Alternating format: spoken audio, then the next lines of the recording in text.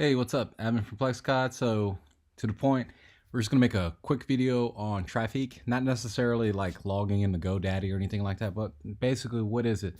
It took me a while for me to understand what Traefik was, how it executes on PlexGuide. Well, not how it executes, but what's the purpose of it. Originally, when PlexGuide was developed, I originally developed this for virtual machines, to be honest with you. And I just had people like, hey, we need a reverse proxy, we need reverse proxy. And you'll hear that term, NGINX proxy, and I went to go look at the configurations, confusing as hell, very complicated. But one of our co-founders basically mentioned, hey, why don't you check out Traefik? And, we went to go look at the documentation, dry, a little confusing, but to be honest with you, it was really great. Design Gears, who's one of our co-founders too, also was implemental in installing Traefik. So how do you get Traefik up and going? Well, first of all, you already have PlexGuide up and installed. 2, you have a domain of sorts. And 3, it's probably from one of the ones that we have listed. So basically, if you install Traefik, you have the proper keys according to whichever server you have and plug it in. What's going to happen is basically you're going to be able to deploy containers. So for example, you can see here in Portainer, and this is my test domain, but like portainer.ffplex.com. See? So, or here I don't have net data up and going, but just to show you proof of concept.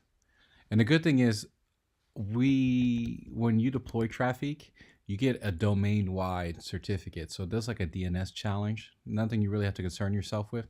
But long story short is that once you get a certificate issued to Traefik, every container you launch will automatically deploy with HTTPS right there.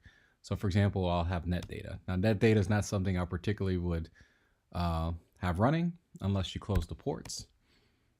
But, and AppGuard deployed too, because we have AppGuard for PlexGuide. Because what happens is NetData has no protection. But just to kind of show you how fast this kind of runs, and it's like, hey, here it is. So if I go up here and I type netdata.ffplex.com, and look at that, bam, so it just comes up. So, well, I'm not going to go ahead and type the username and password here, but I think you get the general idea. It just works out of the box. So think of Traefik as a way to deploy something so you can manage your domains. So one of the things to let you know is that when Traefik runs on PlexGuide, it runs as a Docker container. Pretty cool, right? So it's not running on your system. You don't have to go about modifying everything. And the way you can see it here, let's go to Portainer. So but if I go to portainer.ffplex.com, we log in. So see what we got here. Yeah.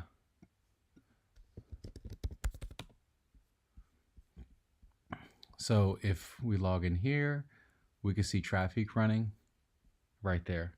And to let you know, this is something that it took me a while to understand. Port 443 and port 80 has to be available on your server or VM, whatever you're running it on. And I say that because there are people who will sometimes deploy Traefik and they have like Caddy running, or they're running Apache, and Ansbell will complain saying port 443 or 80 is taken. You have to understand that Traefik is taking all of your requests over secure and unsecure and routing it to the proper container for you. Kind of makes sense, right? So if these are blocked, you can't do the challenge, you can't do the things correctly. So make sure that your ports are available.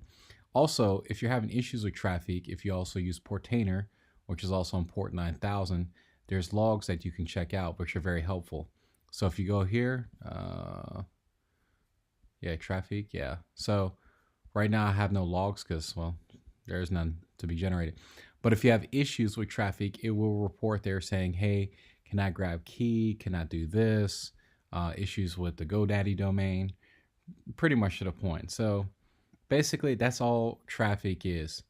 If you deploy Traefik under PlexGuide, it's here under number 3. And just to give you an idea is you could deploy the reverse proxy and you could deploy top level domain. That's what this is. So right now, if you looked at the beginning, Portainer will be the default. Not the best idea if you don't have any security up or anything. But if I type ffplex.com it should take me to Portainer, and it does. So what happens is here, you can deploy it, set everything up, and once deployed, you could pick an application. Just to let you know that you have to have the application running. So you can see that it's like, hey. And so right now I have NetData, Portainer, Sonar Beta, and Zabbin ZBD. So let's go with Sonar Beta. And again, this thing was held originally programmed, but now you have the ability to have an application be at the front of your domain. So you can do OMB, you can do net, well, ignore me saying NetData, but I think you get the idea. So if it's an app you want to continuously access, please set up as the top level domain. And it says it's rebuilt. So let's see if it works. I don't know if it'll hold on to the cache or not. You know how that goes sometimes, right? So, yep, that is definitely